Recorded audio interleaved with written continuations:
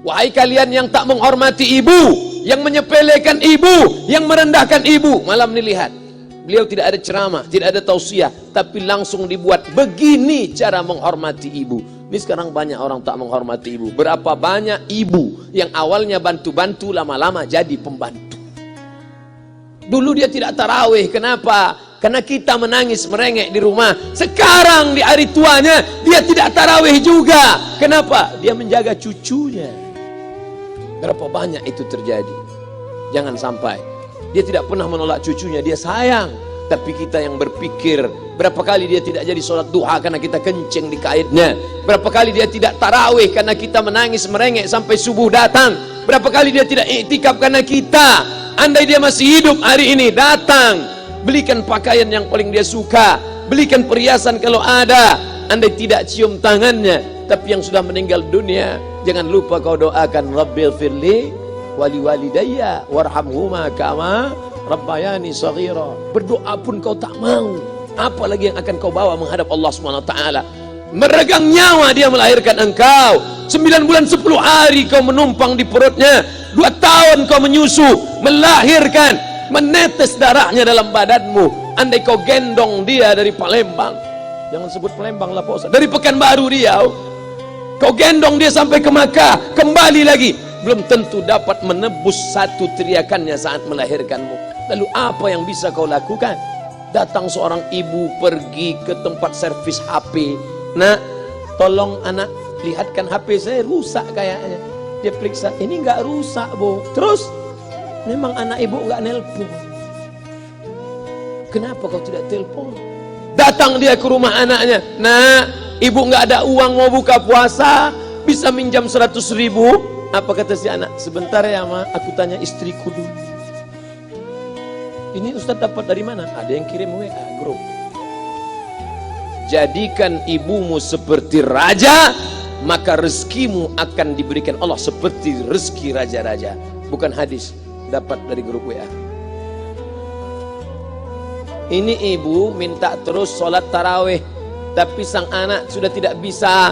Aku mau hentikan saja sholat tarawih ini, karena mau buat tenda ini tidak bisa. Tiangnya bambu, sudah bocor. Kita stop saja sholat tarawih bersama ini. Apa kata si ibu? Buatlah sholat tarawih terus, nanti Allah akan berikan engkau gedung yang besar. Dengan gedung besar itu kau akan tetap sholat tarawih. Mana gedung besar itu? Inilah dia gedung besar. Langsung dikabulkan Allah Subhanahu wa taala. Karena setelah Allah langsung orang tua. Wa qadara rabbuka alla ta'budu illa iyyah. Allah sudah wajibkan engkau menyembah Allah. Setelah Allah, wa bil walidaini ihsana. Kedua orang tua. Jangan kau lawan ibumu. Kayak anak-anakku, jangan kau lawan ibumu. Karena kau lawan ibumu, kau tak pernah mencium kebahagiaan. Walaupun hartamu banyak, kau akan berenang dalam air mata penderitaan sampai kematian datang. Ada pezina hidup di dunia senang, ada pecandu narkoba hidup di dunia senang, tapi orang yang durhaka tetap dapat dosanya dibalas Allah di akhirat. Di dunia coba dapat. Ustaz, kalau di akhirat dapat, di dunia dapat, untuk apa lagi di dunia? Yang di dunia itu DP-nya. Nanti di akhirat akan kau dapatkan cash-nya. Oleh sebab itu jangan main-main dengan ibu. Datang seorang laki-laki, ya Rasulullah, izinkan aku mati syahid. Karena orang yang mati syahid itu tidak akan merasakan sakratul maut illa kal qars, seperti cubitan pada tangan. Izinkan aku mati syahid, karena kalau aku mati syahid tidak akan ada azab kubur. Izinkan aku mati syahid, karena kalau aku mati syahid tidak akan ada hisab, langsung masuk surga. Nabi bertanya, alaka min ummin, ibumu masih hidup? Ibumu ada di rumah? Ya. Ilzam rijlaiha fathammal jannah, urus tapak kakinya, akan kau dapati surga di sana. Tak perlu kau mati syahid, tapak kakinya kau urus, kau dapati surga di sana. Kalau tapak kakinya kau urus dapat surga, apalagi kau urus kepalanya, apalagi kau urus badannya. Pulang dari sini, urus ibumu, mandikan dia, belikan pakaian yang baik, cari makanan kesukaannya. Kalau dia sudah meninggal, maka kau datang ke sana, langsung dapat tisu. Bapak Ibu yang dimuliakan Allah Subhanahu wa taala. Ini Ustadz suaranya menggelegar nih, marah apa? Enggak, saya tak marah. Terus dikasih aja alim buka nasi kuning tadi, makanya suara menggelegar. Dimasukkan Pak Kapolda daging sama ayam 3. Masya Allah, ini kari Palembang nih Pak Ustaz. Mantap, menggelegar suara kita di rumah. Bapak Ibu yang dimuliakan Allah Subhanahu wa taala, datang seorang laki-laki, kata Nabi sallallahu alaihi wasallam, nanti akan ada laki-laki yang datang kemari minta doanya, doanya kabul. Sahabat heran, kami yang hidup sama Nabi, kami yang perang sama Nabi, kami yang jihad sama Nabi, kenapa mesti minta doa dia? Dia tidak pernah ketemu Nabi. Pokoknya nanti kalau dia datang, minta doa sama dia. Setelah Nabi SAW meninggal, barulah dia datang. Orang itu bernama Uwais Al-Qarni. Kenapa doanya makbul? Dia merawat ibunya. Kalau ibumu kau rawat, doamu dikabulkan Allah Subhanahu wa taala. Apa yang kita lihat malam ini adalah buah bakti kepada seorang ibu. Ya Rasulullah, man ahaqqun nas bi husni sahabati? Siapa yang paling layak mendapatkan baktiku? Ummuka. Siapa lagi? Ummuka. Siapa lagi? Ummuka. Ibumu, ibumu, ibumu. Summa man? Siapa lagi? Abuka. Kami, Ustadz, Jenderal Bintang 5, alim ulama, kami hanya dapat 1, sedangkan kalian ibu dapat 3. Ibumu, ibumu, ibumu.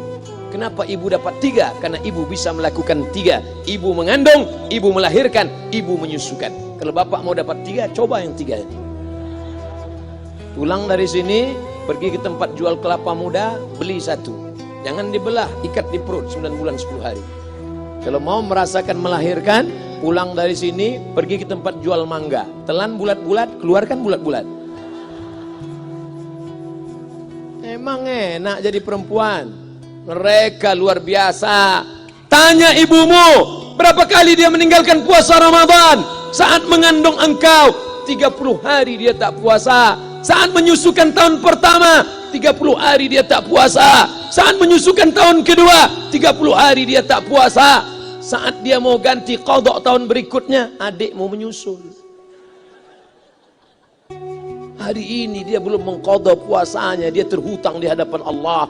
Lalu apa yang bisa kau lakukan? Malam ini betul-betul disadarkan. Alhamdulillah, ibu saya masih hidup, umurnya 70 tahun. Saya akan pulang dari kajian malam ini. Nampaknya malam ini saya yang ceramah, saya yang tausiah, tapi saya mengambil pelajaran. Pulang dari sini saya akan lebih sayang pada emak saya. Saya lebih cinta kepada ibu saya. Saya malu, saya hanya pandai berceramah, berkata, tapi orang sudah mengamalkannya langsung. Haji Halim membelikan gelang ibunya 2 kali sampai 4 kali setahun. Gelang cincin. Sudah dibelikan 2 bulan, hilang. Kemana? Ada orang susah tadi aku kasih. Ternyata itu yang membuat rezeki melimpah ruah. Maka rezeki buah yang sudah matang harus kita joloknya dengan apa? Dengan berbakti kepada ibu. Bapak Ibu yang dimuliakan Allah, saudara-saudaraku yang dimuliakan Allah Subhanahu wa taala. Ibu ini luar biasa. Sampai-sampai ibu, Ustaz jangan nunjuk pakai tangan kiri lah. Oke, pakai kanan. Ibu, andai ngomong ibu salah, tetap dikabulkan Allah Subhanahu wa taala. Ada seorang ibu memanggil anaknya, "Ya Juraij, wahai Juraij." Anaknya sedang beribadah. Ibadah pada Allah atau nyambut ucapan ibu? Allah lebih mulia, dia diam. "Ya Juraij." Dia tetap diam. "Ya Juraij." Dia tetap diam. Dia tidak jawab seruan ibunya. Sampai akhirnya ibunya berkata, apa kata ibunya? "Allahumma la tumitshu hatta turihi wujuhal mumisat." Jangan matikan Juraij sebelum matanya melihat wanita, maaf, tunasusila. Jangan matikan Juraij sebelum matanya melihat wanita tunasusila, WTS PSK, orang nakal, orang jahat. Tidak mungkin ahli ibadah matanya melihat orang jahat. Tapi takdir berkata lain. Tak lama setelah ucapan sang ibu, ada seorang WTS PSK hamil, tidak diketahui suaminya, ditangkap, ditanya, "Siapa yang menghamilimu?" Apa kata si perempuan? "Yang menghamiliku adalah Juraij." Sampai Juraij ketika difitnah, perempuan wanita susila itu ditanya, "Siapa yang menghamilimu?" Ternyata dia berkata, "Juraij." Akhirnya mereka menangkap Juraij. "Juraij, ternyata engkau selama ini pura-pura saja menjadi pelaku ibadah. Engkau ternyata sudah menghamili perempuan ini." Mereka menghancurkan tempat ibadah Juraij. Tapi kemudian Juraij sabar. Dia katakan, "Nanti tunggu anak itu lahir, kalian baru tahu." Setelah tak lama anak itu pun lahir. Dan mereka bertanya kepada anak kecil yang belum bisa bicara, "Ya gulam, Wahai anak kecil, man abuka? Who is your father? Siapa bapakmu? Hai anak kecil, siapa bapakmu? Juraij menusuk pusar anak itu dengan telunjuknya. Dia mau tunjukkan kepada orang ramai bahwa dia tidak salah, dia tidak pezina, dia tidak melakukan perbuatan dosa. Ya gulam, hai anak kecil, man abuka? Siapa bapakmu? Apa kata anak kecil itu? Cowboy. Ko sapi, boy penjaga sapi, pengembala sapi. Bapakku pengembala sapi. Barulah orang Yahudi tahu ternyata ra'il ghanam, yang menghamili PSK perempuan jahat tadi adalah penggembala sapi. Lalu kenapa fitnah itu terjadi? Allah mengabulkan doa si ibu sebelum Juraij mati. Matanya pernah melihat wanita tuna susila. Oleh sebab itu ibu jangan sampai kalau marah sama anak memanggil anak dengan kata-kata yang tak baik. Setan, hantu. Kalaupun marah panggil dia, calon wali kota. Sini sebentar. Kalau marah betul, calon gubernur. Sini sebentar. Doa ibu dikabulkan Allah Subhanahu wa taala. Saya setahun setiap bulan Februari ceramah di Kuala Lumpur seminggu. Kuala Lumpur, Selangor, Sarawak, Kuching, kemudian Malaka, Ipoh, Negeri Sembilan. Ketika saya tausiah datang ibu-ibu makcik Malaysia. Assalamualaikum. Waalaikumsalam. Ustaz Somad. Ya. Saya nak jumpa dengan emak Ustaz. Loh, ngapa jumpa emak saya? Jumpa saya lah. Ustaz pasti dididik oleh seorang ibu. Saya ingin jumpa ibu Ustaz. Saya sangka dia mau jumpa saya. Ternyata ibu di tengah para habaib, diambil diri seorang profesor, dibalik diri seorang gubernur, wali kota, Kapolda.